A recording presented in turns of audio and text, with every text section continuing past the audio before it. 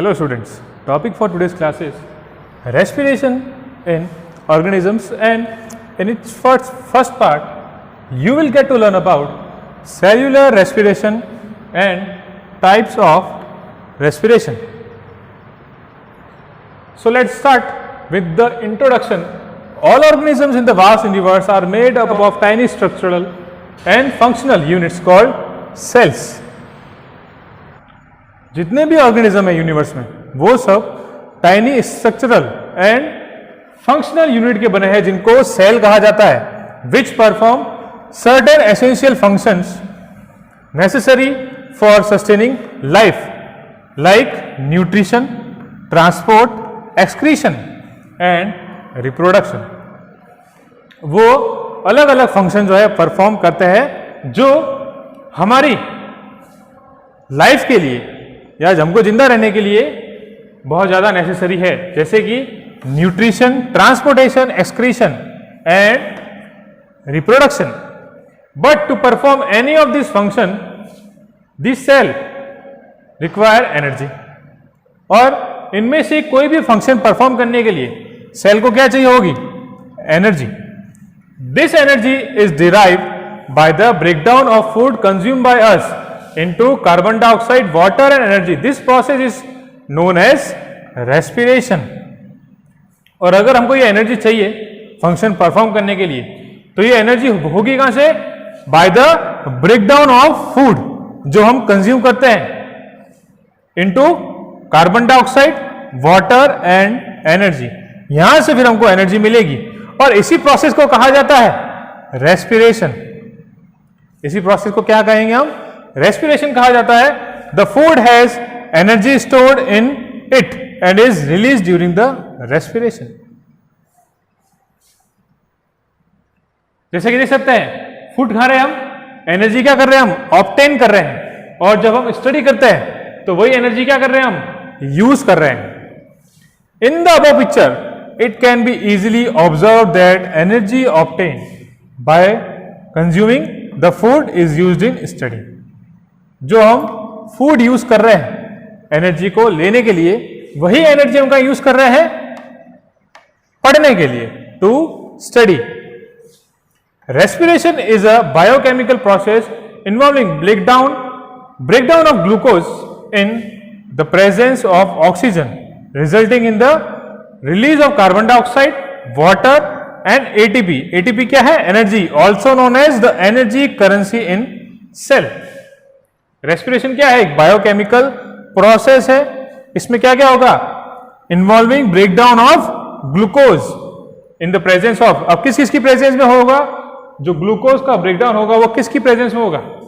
In the presence of oxygen. और हमको मिलेगा क्या? हमको जो प्रोडक्ट मिलेंगे इस पूरे प्रोसेस में, जो हमको आउटपुट मिलेगा वो क्या मिलेगा? कार्बन डाइऑक्साइड, वाटर और energy.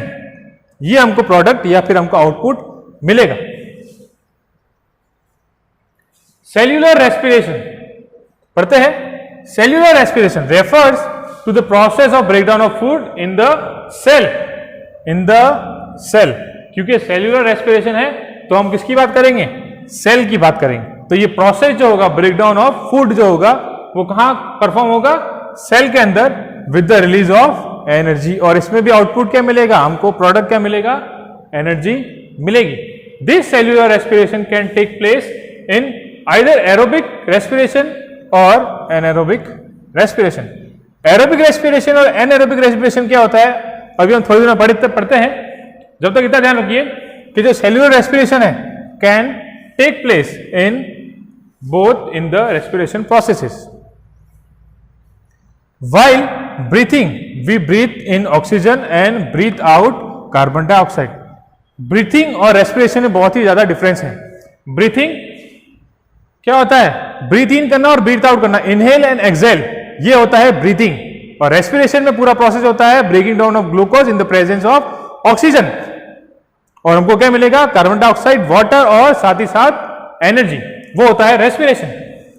The breath in oxygen is transported to the entire body parts to each cell. This oxygen is required by the cells for breakdown of food in order to derive energy, in order to derive energy to perform necessary functions for survival. For survival. ये बात ध्यान रखनी है, जो हमने oxygen लिया है वो हर एक सेल के पास ट्रांसफर होगा और वहां पे क्या होगा, this oxygen is required by the cell for breakdown of food, और वहां वापस क्या होगा, वही प्रोसेस होगा, ब्रेकडाउन ऑफ फूड, तो हमको मिलेगा क्या, एनर्जी मिलेगी, जिससे हम क्या कर सकते हैं, वेरियस फंक्शन कर सकेंगे फॉर सर्वाइवल। जैसा कि देख सकते हैं आप, breathing in, transportation of air through to the body, फिर ऑक्सीजन लेने के बाद वो पूरी बॉडी में सप्लाई होती है, हर एक सेल के पास ऑक्सीजन सप्लाई होती है। टाइप्स ऑफ रेस्पिरेशन, तो मैंने अभी थोड़ी देर पहले बताया था कि एनएरोबिक और एरोबिक रेस्पिरेशन के बारे में हम पढ़ेंगे, तो वो टाइम आ गया है, तो देखते हैं। Respiration can be broadly categorized into two types. पहला है aerobic respiration and second is anaerobic respiration. Aerobic respiration, ध्यान देना, एरोबिक रेस्पिरेशन होता क्या है, respiration refers to the process of breakdown of food. Respiration है तो ब्रेकडाउन ऑफ फूड होगा, लेकिन into carbon dioxide and water in the presence of oxygen, in the presence of oxygen। जब कोई प्रोसेस, रेस्पिरेशन प्रोसेस कंप्लीट होगा in the presence of oxygen, तो उसको कहा जाएगा एरोबिक रेस्पिरेशन, उसको कहा जाएगा aerobic respiration. And anaerobic respiration refer to the process of breakdown of food into carbon dioxide and water in the absence of oxygen. Anaerobic respiration में क्या होगा, ऑक्सीजन एब्सेंट होगा, लेकिन फिर भी फूड जो है ब्रेकडाउन होगा और कार्बन डाइऑक्साइड हमको और वाटर हमको मिलेगा as a output. Aerobic respiration को समझते हो अच्छे से डिटेल में। In this type of respiration the breath in oxygen is sent to the entire body and to the cell where the food is broken down into carbon dioxide, water and energy in the presence of oxygen. For instance, in human being, aerobic respiration takes place. जैसा कि हम human beings में होता है, हम क्या करते हैं, ऑक्सीजन लेते हैं, तो वो क्या करेंगे, ऑक्सीजन की प्रेजेंस में फूड जो है, ग्लूकोज जो है वो ब्रेकडाउन होगा, फूड जो है वो ब्रेकडाउन होगा into carbon dioxide, water and energy. Equation form में देखते हैं, ग्लूकोज जो है इन द प्रेजेंस ऑफ ऑक्सीजन किस किस में ब्रेकडाउन होगा, कार्बन डाइऑक्साइड मिलेगा हमको, जो वाटर और एनर्जी जो हम कोई भी फंक्शन करने के लिए यूज करेंगे, कोई भी एक्टिविटी करने के लिए इस एनर्जी का यूज करेंगे।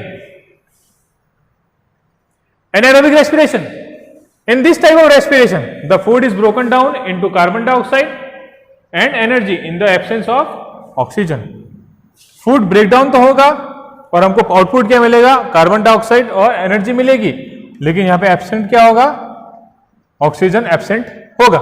For instance, facultative anaerobes and obligate anaerobes, ये इसके एग्जांपल्स है। जैसे एनारोबिक रेस्पिरेशन में ह्यूमन बीइंग थे, वैसे ही इस एनारोबिक रेस्पिरेशन के लिए है facultative anaerobes and obligate anaerobes.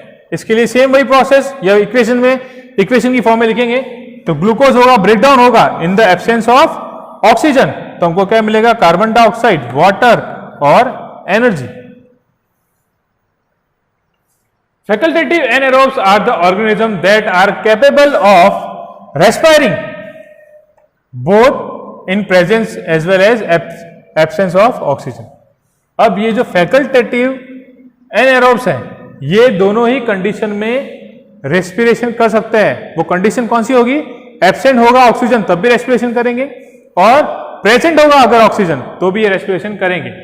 जैसे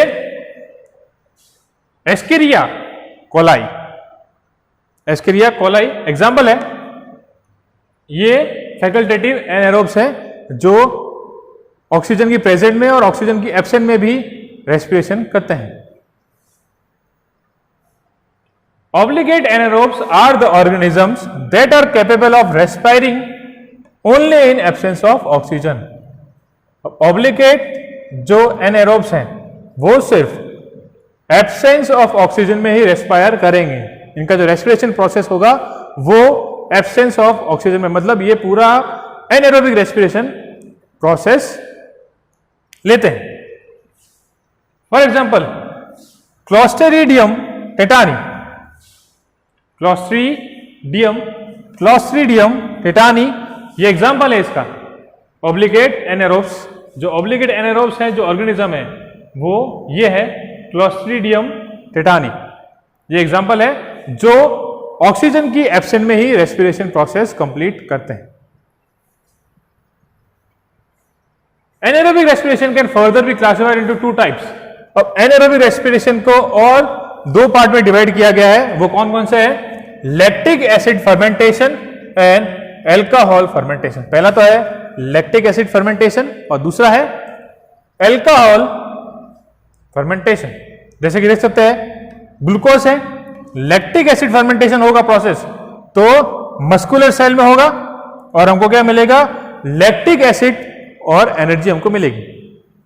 और एल्कोहल फर्मेंटेशन होगा ग्लूकोज में तो किस में होगा? ईस्ट में।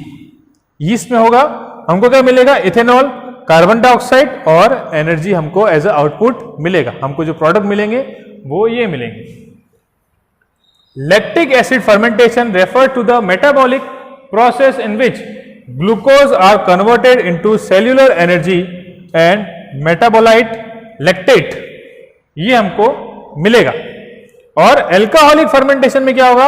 Alcoholic fermentation refers to the biological process in which glucose and other sugar such as fructose and sucrose are converted into cellular energy producing ethanol and carbon dioxide। इसमें जो output मिलेंगे वो मिलेंगे इथेनॉल एंड कार्बन डाइऑक्साइड मिलेगा। जैसा कि मैंने आपको यहां समझाया था वही हमारा आउटपुट होंगे। आज की क्लास में इतना ही। Thank you.